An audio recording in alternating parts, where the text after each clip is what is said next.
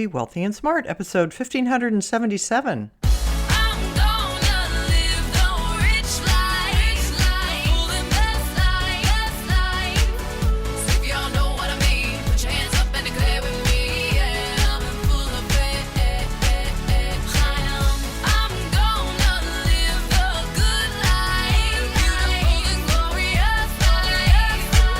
Step into a world of wealth and financial freedom without budgets, boredom, or bosses on Be Wealthy and Smart.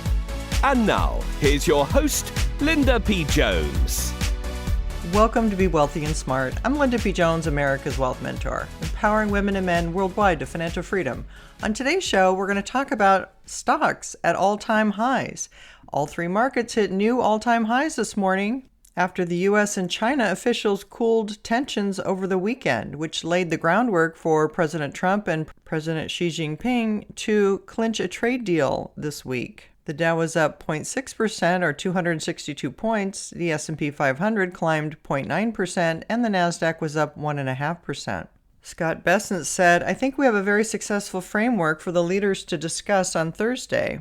The framework potentially includes a delay of China's rare earth restrictions that caused the latest trade flare-up, a spiking of Trump's threatened 100% tariffs on China that were to start November 1st, and a resumption of Chinese purchases of soybeans.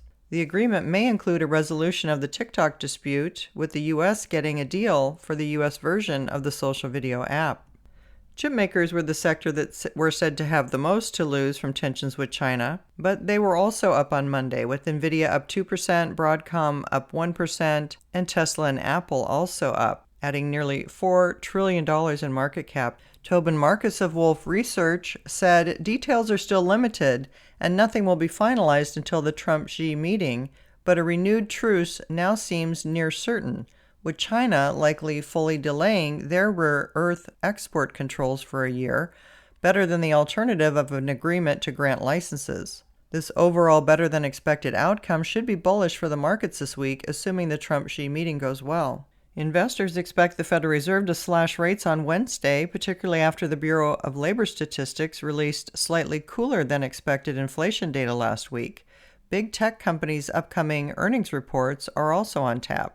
Several Magnificent Seven stocks, including Alphabet, Amazon, Apple, Meta Platforms, and Microsoft, will release their third quarter results this week.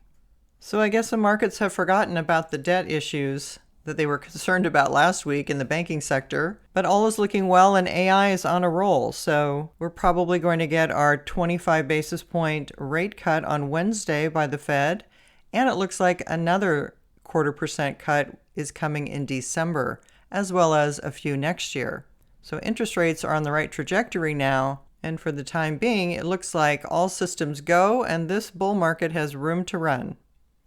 If you haven't yet subscribed to Be Wealthy and Smart, hit the subscribe button and you'll be notified as soon as new podcasts are available. And all of my podcasts are on my website at lindapjones.com/podcasts. And while you're there, sign up for my weekly newsletter for more wealth tips for your financial freedom. That's all for today. Until next time, live the good life and be wealthy and smart. Thank you for listening to Be Wealthy and Smart with Linda P. Jones. Share the wealth and tell your family and friends about the show.